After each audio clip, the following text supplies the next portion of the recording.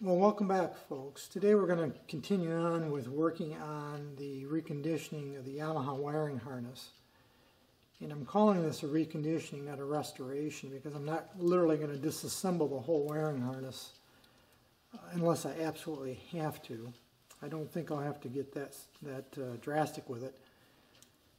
But certainly it's going to require good cleaning and a lot of repair, which we'll get to here eventually. Very first thing I do with a wiring harness, or virtually any part of my projects for that matter, is I photograph everything.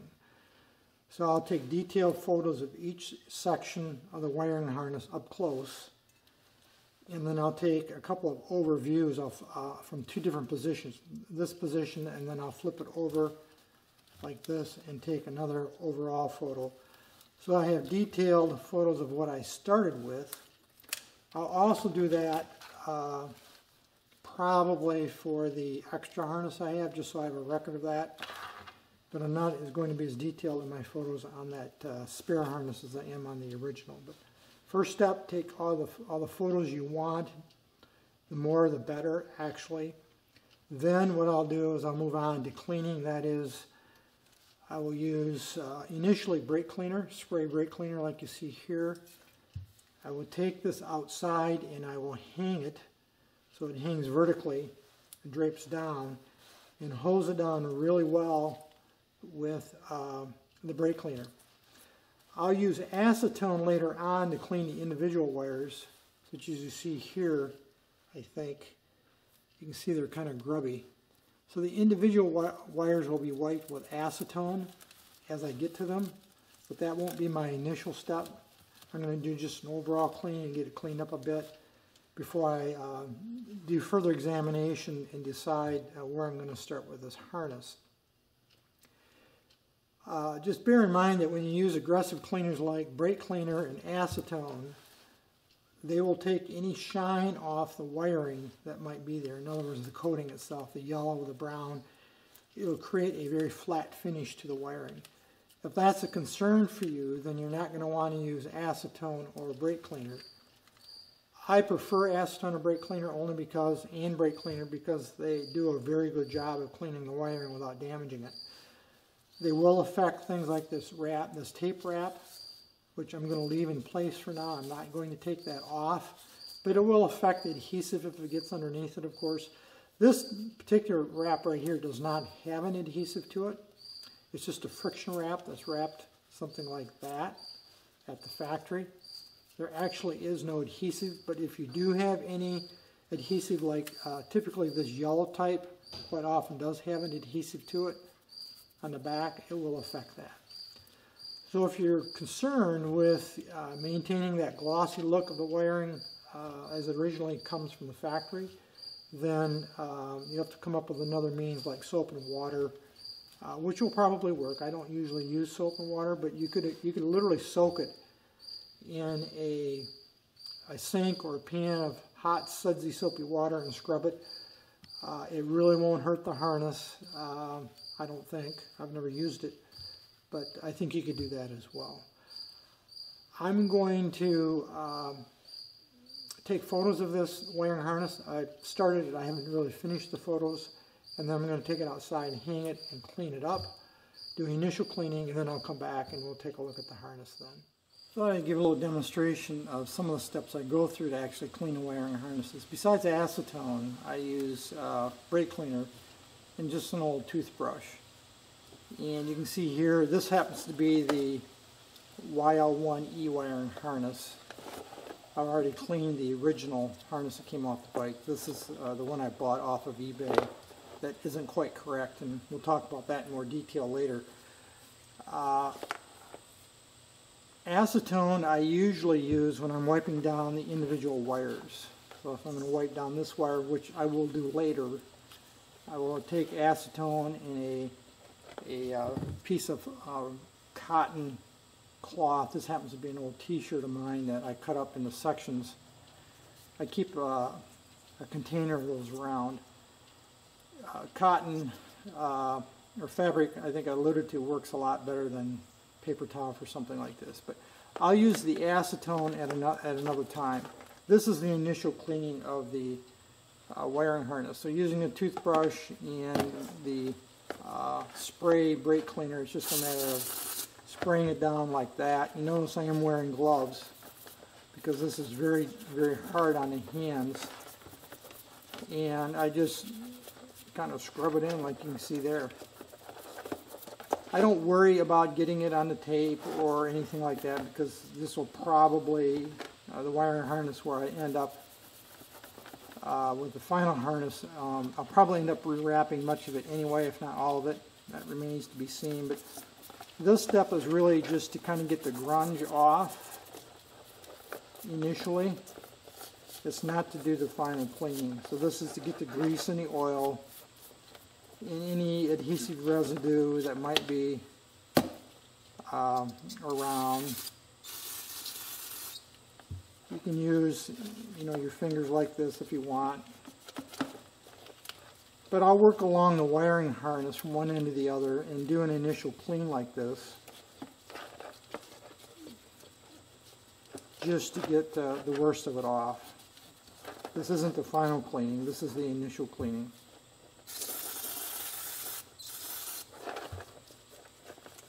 And I'll just keep working my way around or along.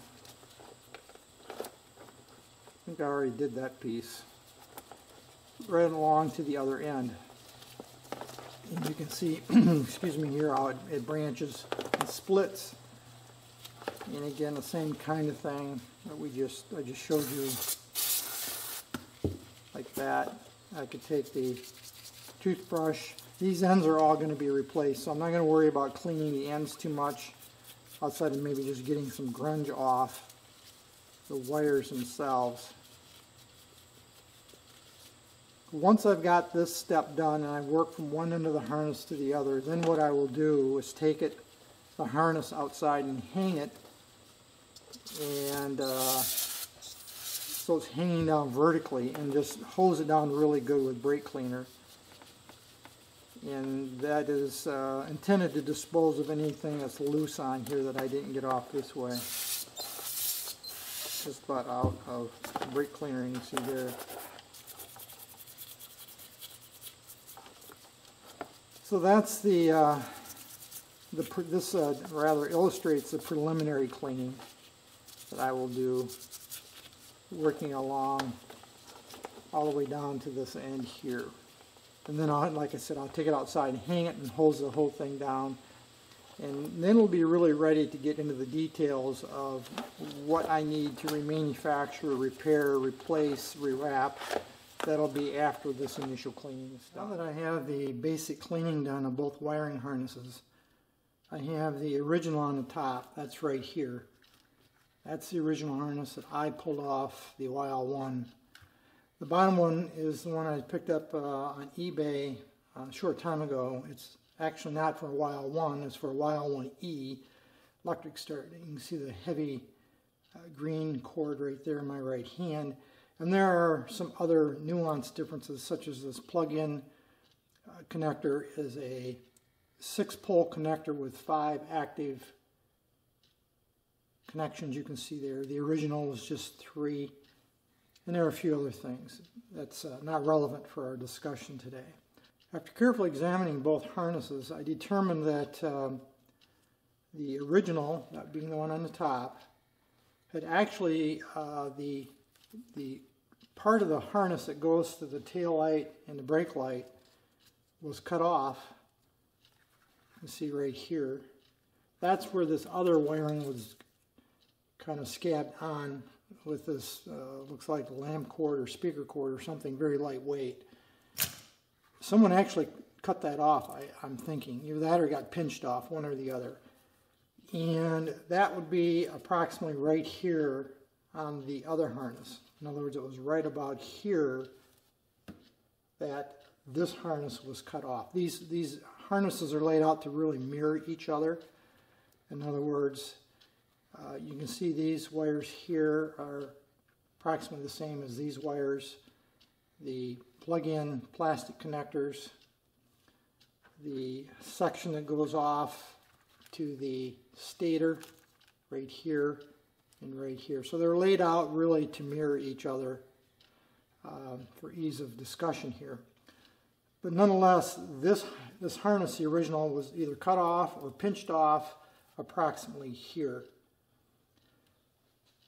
My intention is to make one good harness out of the two of these. And after debating it in my own mind for a while and looking it over and thinking it through, and you can see where I had unwrapped some of the harness. This will all be rewrapped, or most of it. I will rewrap. I don't know if I have to rewrap it all, but much of it will be rewrapped. So I opened up the wiring here to inspect the wires to make sure that they matched, which they do. These 4 wires in my left hand from the original harness, blue, light brown, dark brown, and green, match the same one in the other harness, which is blue, dark brown, light brown, and green.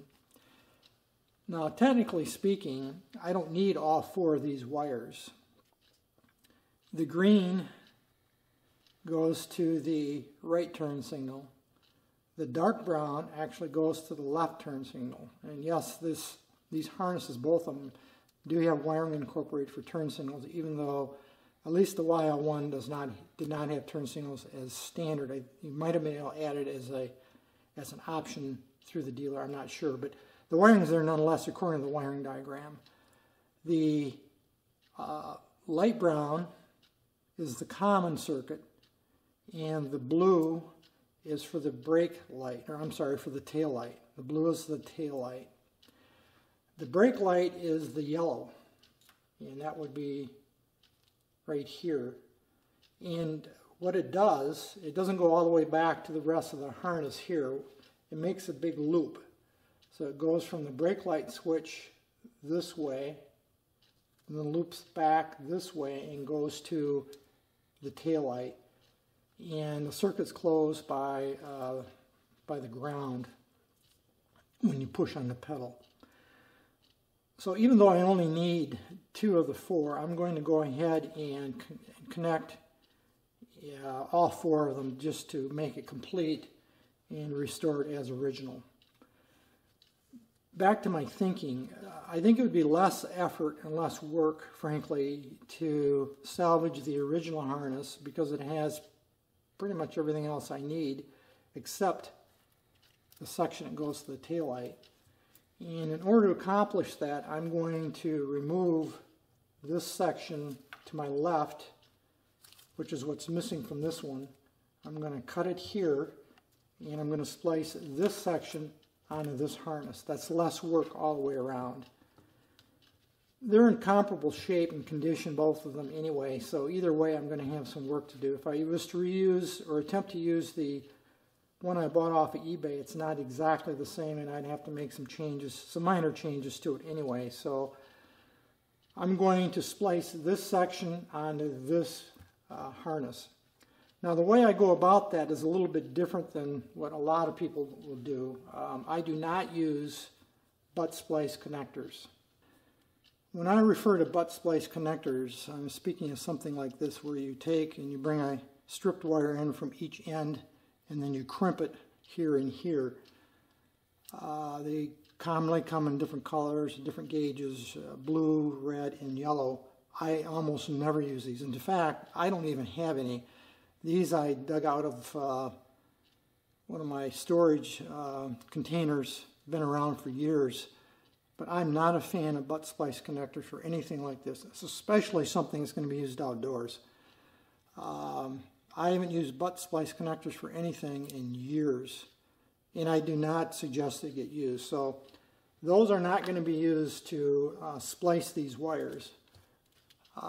Rather, what I do, let me see if I can zoom in here a little closer for you. Rather, what I'm going to do, and what I commonly do, is I will literally strip these wires back and take the wires, bring them together like this, solder it, and then I will slide a heat shrink tube over it. Now I know some folks, you'll see conversations, you might even see it on eBay, I'm sorry, YouTube. People don't care to solder their connections. I generally disagree with that.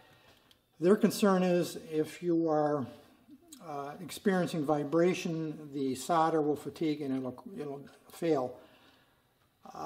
There might be some validity to that if you're in a high vibration application, such as off-road racing, or even on a machine that vibrates significantly, like a V-twin or something like that. But for my purposes, particularly for restorations, reconditioning, I prefer to solder them.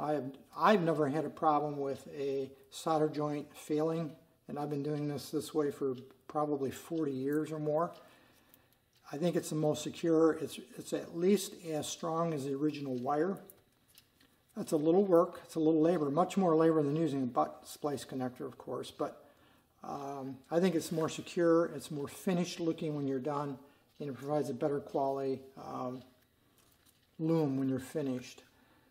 The challenge I'm going to face here is that they cut this so short, that is short up against this joint here where these wires splay out and go in different directions, that I don't have a lot to work with. Normally I like to stagger my butt splices. I have more than, or my solder joints rather, if I have more than one to do, so that I don't end up with a bundle here where I have to work around that. Now that won't be probably a major problem here. It's not going to be seen. I don't think this will be seen anyway. It just makes it a little more challenging to hide it, and it makes it a little more tricky when you're doing the actual work, when you've got 3 or 4 like this that are going to be laying these splices side by side in a bundle. So if I had more room to work with, I would stagger the splices out, but I don't, so I've got to go with what I've got. Therefore, what I will do is I'm going to cut this loom fairly long. I'm not going to cut it right short here against the joint. If I use this loom for anything going forward, it's going to be for parts. I don't think I'm going to have much need for that. Just go into storage after I've scavenged off of what I need, particularly this piece right here. But I'll cut it here, and then I'll start preparing the wires for splicing. And that will be the next step that we're going to get to here in just a moment. So let me reset up a little bit, and I'll show you how I proceed with splicing. Now I'm not going to show splicing of all 4 of them. That would be fairly time consuming. Once you see me do 1 or 2 of them, you'll get the gist of it. And then I'll go ahead and complete all the rest of them, and then I'll bring you back when I've got this section spliced. So let's go ahead and get started with preparing for the first one. I think the first thing I'm going to do here is prepare this original loom, the one that's going to be receiving the splice. I'm going to prepare this joint here for further work. Now this coating, or this wrapping, is not actually electrical tape. This is wrapped. There's no adhesive to this. It's literally just wrapped around the bundle of wires. So there's no adhesive on this. And I could tell by the pattern of the wrap that the original was wrapped from the left to the right. In other words, it was wrapped like this, going left to right. What I'm going to do first here, let me reposition this.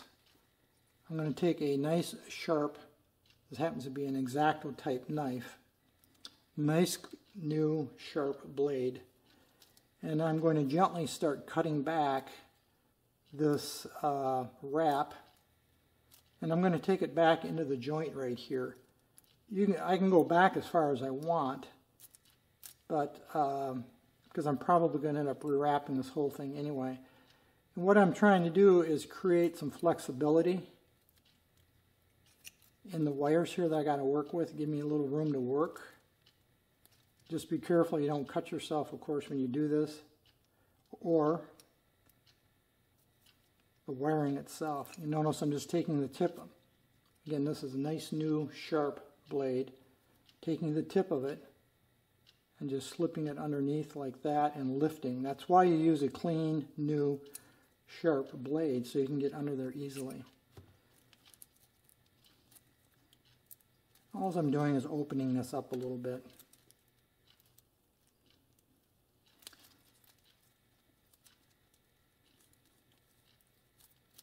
like that.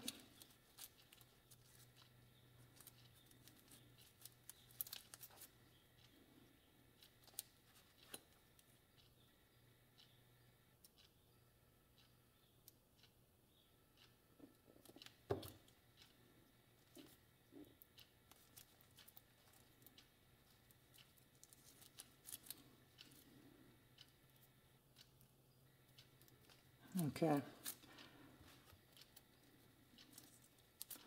I'm just going to take a good pair of side cutters here. Just going to cut all that off, kind of get it out of my way. That's all, or most of it's going to be replaced eventually anyway. Obviously, when you do this,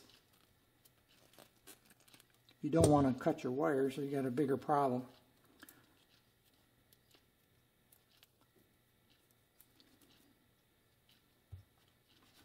Now I'm just going to cut the tip of each one of these off. I'm going to leave them staggered. In fact, as I had talked about a few moments ago, the more staggered the joints are, the better I like it for the actual splicing work that we're going to be doing. So right now I'm going to basically leave them where they're at in terms of length and just cut off the stray wires hanging off the end.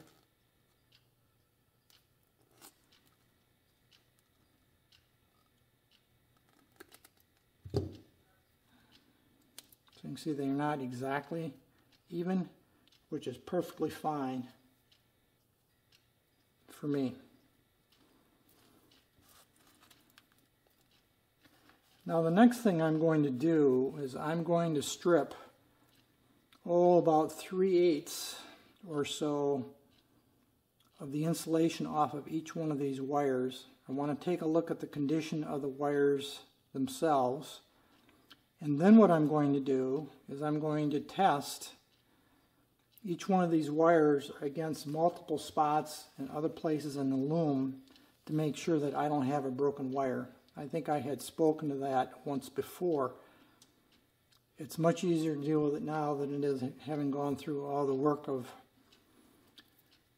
replacing the ends and splicing wires and getting on a bike and discovering that you have a broken wire somewhere. It's not very likely you'll find a broken wire. I have occasionally over the years, but it's very frustrating and very disheartening actually if you get that far along and discover you've got a problem.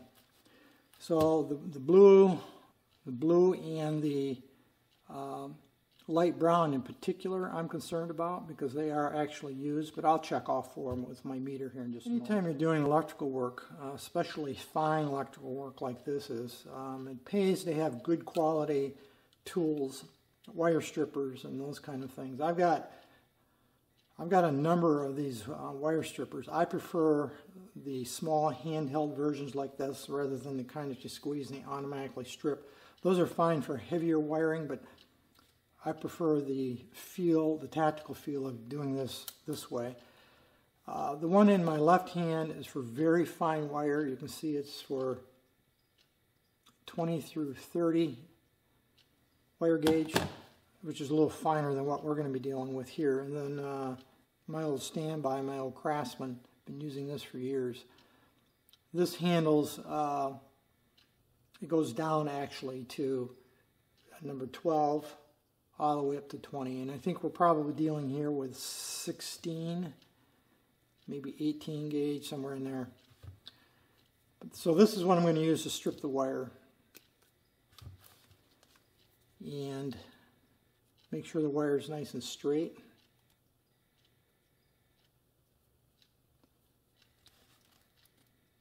And I'm going to start with number 16, which is right there. Get about 3/8 to 1/4 of an inch, something like that.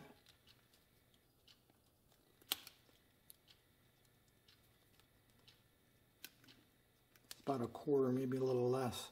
I'm going to go up a little bit heavier. That was 16.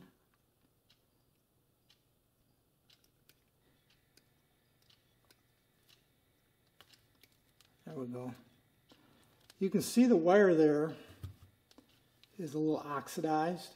That is, it's got a little brown color to it. That's not going to be an issue for us because we're going to use flux anyway when we solder. So I'm going to go ahead now and strip the remaining 3 wires.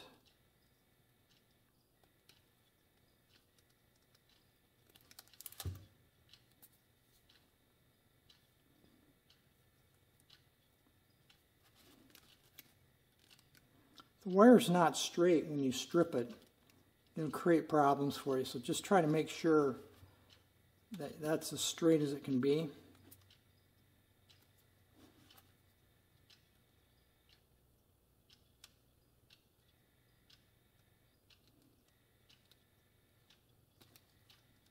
That wire is a little bit cleaner than the others.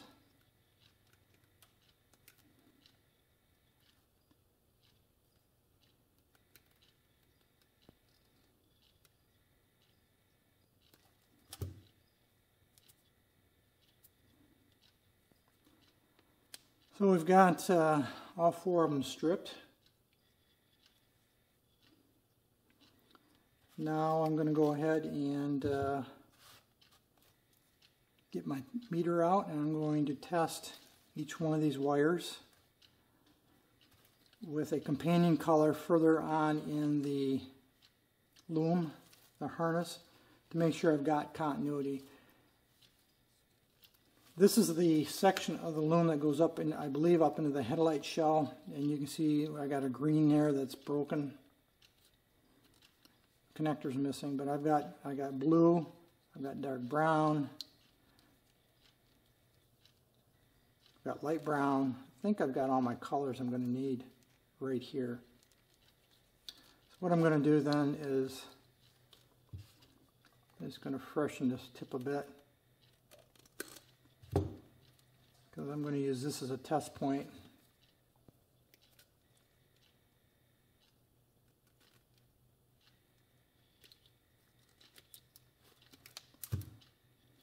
I have to put a new connector on that anyway, eventually. Now, in order to test these female connectors, all of these are female connectors for obvious reasons. Sometimes you can get a probe down in there from your meter, sometimes you can't. If you can't, what I'll do is just put a screw. Let me give you an example here.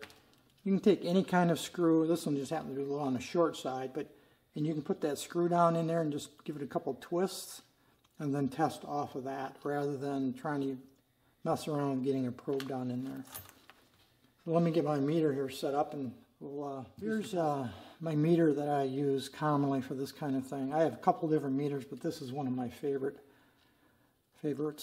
You might have noticed that by now that I'm a big fan of Craftsman tools, particularly the older Craftsman. Some of the newer stuff doesn't appeal to me, but the original older Craftsman tools I'm a big fan of. This one I've had this meter for years. Anyway, what I'm going to do is I'm going to set it on ohms right there, because what I want to do is I'm going to check for continuity. I'm not checking for voltage. There's no voltage on this, but you can see the dial right there, the meter is 0. If I ground the two together, you can see it goes to a full state of dead short or complete ground. See that? That's the condition I'm looking for. So when I test these wires, I'm looking for the meter to look like that or something like that.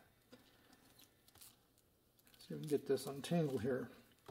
So it's really just a simple matter of picking one color here, one of the 4 colors, and going to the opposite end and testing the same color. So to make this simple, I'm just going to go ahead and put this screw in a couple turns into a blue wire right here, and put one probe on that and the other one on the blue wire right here. Let me zoom in for you a little bit. Reposition things for you so you can see what I'm doing. So again, screw into the female end of the blue wire at the headlight shell end. Now I'm going to simply take the opposite. Doesn't make any difference which color you use. This is a DC system. We're looking for continuity. And you can see the meter change. That means this wire, this blue wire, does not have any breaks in it. That's exactly the condition I'm looking for. So I'll take the screw out. And we'll move on to the light brown. And here we have a light brown. It's a double connector light brown. I'm just going to keep repeating the process for each one of these different colors.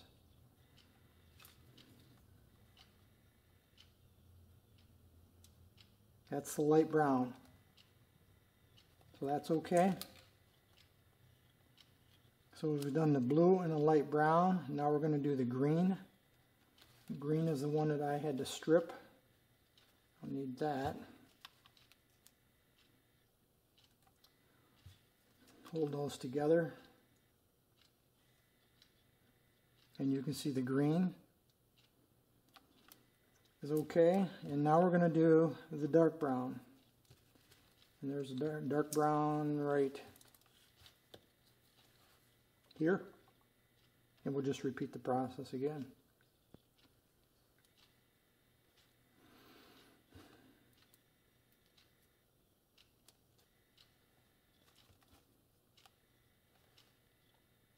Bingo.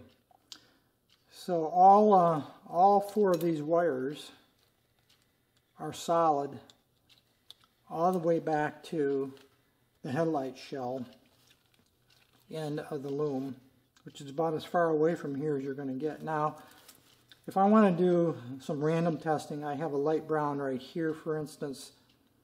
I could, let me grab a wire brush a second here. Here's a light brown spade connector. Brush that off just a little bit. Make sure I can get a good connection, and I could do this. Take the other end here and go to the light brown.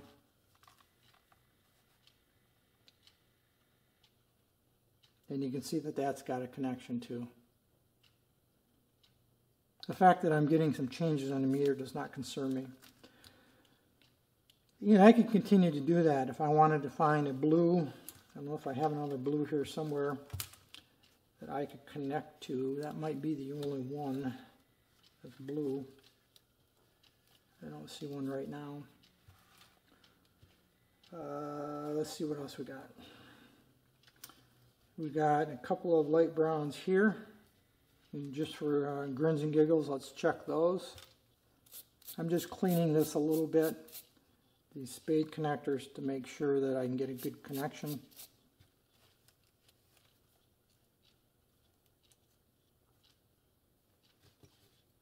Do the same thing again. That one works.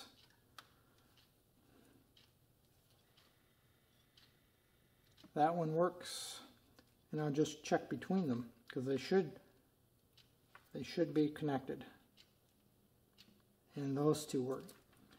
So I'm reasonably confident that these four wires, which are really the subject of this this particular part of the series of videos on the wiring, are intact all the way through the wiring, all the way to the headlight shell.